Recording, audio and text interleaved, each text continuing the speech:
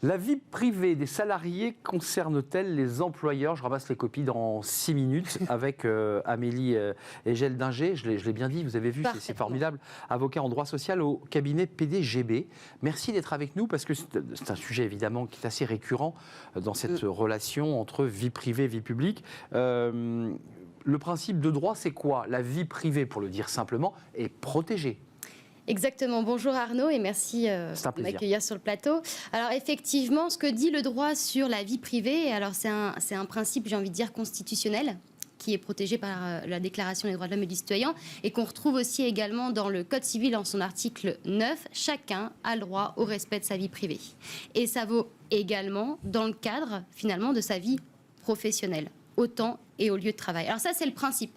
C'est un principe qui a été reconnu à plusieurs reprises, notamment par les juridictions. C'est-à-dire qu'on a de la jurisprudence qui dit que l'employeur ne peut pas sanctionner le salarié pour des faits qui relèvent de sa vie. Alors, on retrouve la notion de vie personnelle. En fait, oui, vie personnelle, c'est compliqué, c'est quoi? C'est ça. En fait, ça regroupe plusieurs notions, plusieurs réalités. Alors, on retrouve le domicile, la vie amoureuse, la santé du salarié. Donc, ce sont des éléments, c'est assez important finalement. Et sa vie numérique. C'est ça, exactement. Les réseaux sociaux, on pense tout de suite aux réseaux sociaux avec la vie numérique. Concrètement, un homme ou une femme tombe amoureux sur son lieu de travail d'un homme ou d'une femme. Est-ce qu'il peut être licencié pour cette relation amoureuse? Alors la question est intéressante. Non. Sur le principe, pourquoi? Alors le principe, on l'a rappelé, c'est on ne peut pas utiliser la vie privée pour sanctionner. D'accord. Voilà. Mais... Par contre, on retrouve finalement dans certaines dispositions légales, c'est une frontière qui est assez fine finalement entre vie privée et vie professionnelle. On ne peut pas retrouver par exemple une clause de célibat dans les contrats de travail. C'est interdit. On ne peut pas solliciter de son salarié. On vous embauche et on vous dit, écoutez, la règle sera simple, vous venez chez nous, vous serez bien payé, mais vous êtes célibataire. C'est ça, c'est pas possible.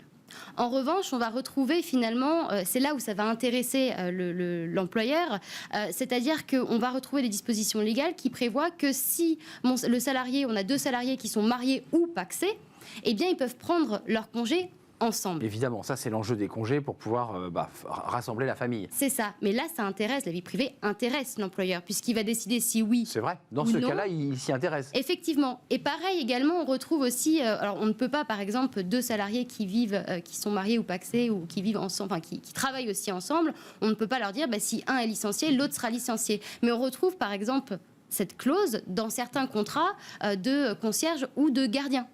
Exact. Donc finalement, cette vie privée dont le principe dispose que le salarié, l'employeur, on la protège. Voilà. Eh bien, il y a des exceptions.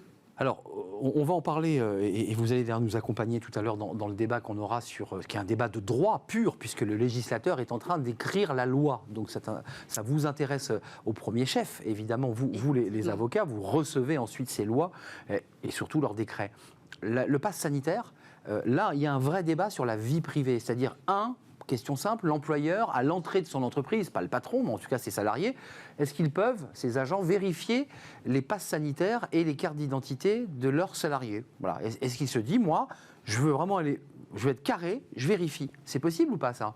Alors, aujourd'hui, en l'état, alors c'est vrai que le Covid, il faut le dire, la période un peu complexe Covid, la vie privée pendant cette période-là a intéressé. C'est la question centrale qui se pose aujourd'hui, c'est est-ce que ça intéresse l'employeur? Effectivement, puisqu'on l'a vu avec le télétravail, par exemple. À un moment donné, alors bien évidemment, on a l'accord national interprofessionnel qui va vous dire que ça n'empiète pas sur la vie personnelle. D'ailleurs, on a des palliatifs, c'est-à-dire que l'employeur va, en concertation avec le salarié, prévoir des plages horaires pour éviter de contacter son salarié pendant qu'il travaille en dehors des heures de travail.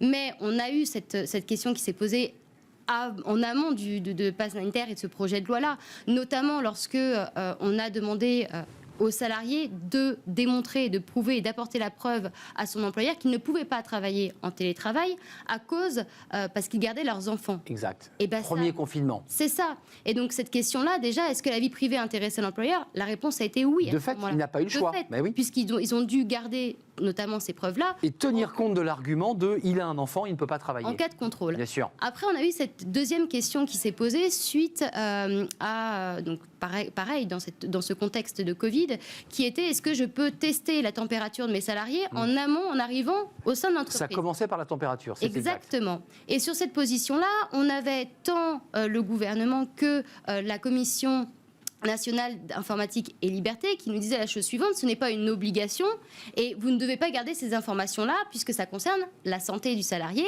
Santé du salarié, je vous ai dit, vie privée. Aujourd'hui, données confidentielles que l'entreprise n'a pas à connaître.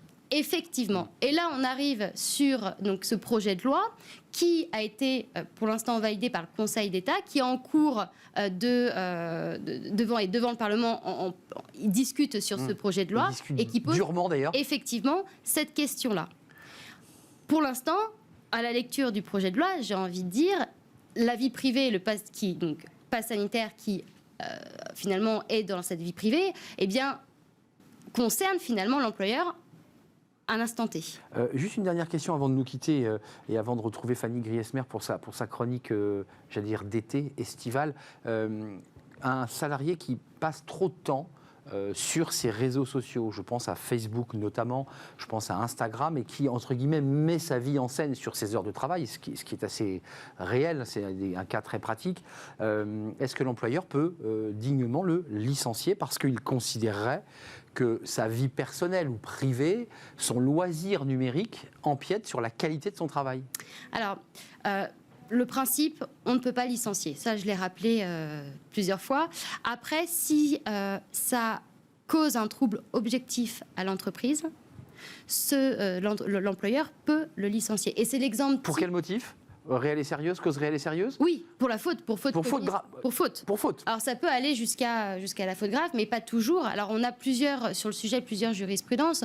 On a cette dernière jurisprudence sur Facebook où on avait un salarié qui travaille dans une enseigne de textile pour enfants qui avait publié une photo en 2015, je crois, qui portait atteinte finalement également à la société et qui a été licencié. Le licenciement a été retenu par les juges. Exact. De la même manière, alors là, on n'est pas sur Facebook, mais on est sur d'autres réseaux sociaux où on avait des salariés en dehors du temps et au lieu de travail qui avaient organisé une soirée. Exact. Qui avait filmé avec des propos racistes et qui... Marque connue d'ailleurs. Exactement, marque connue et qui... derrière, finalement, ça a été porté à la connaissance et en fait, on a pu finalement faire le lien entre la société et ces salariés-là et qui ont été licenciés. Licenciements qui ont été également justifiés. Merci Amélie. Le droit est protecteur en France, c'est ce qu'on entend à travers la voix des avocats et votre voix. Le droit est protecteur et la vie privée et personnelle du salarié est quand même très largement protégée par le droit du travail. Ça me semble évident. Merci Amélie Geldinger. Vous allez revenir nous voir dans quelques instants pour le débat parce que c'est un sujet qui intéresse les avocate en droit social au cabinet PDGB. Tout de suite, une petite pause estivale. Bah oui, le soleil, on jette du soleil. Il faut savoir déconnecter. Fanny Griesmer va nous donner quelques conseils. Bah oui, il faut déconnecter un tout petit peu quand on est en vacances.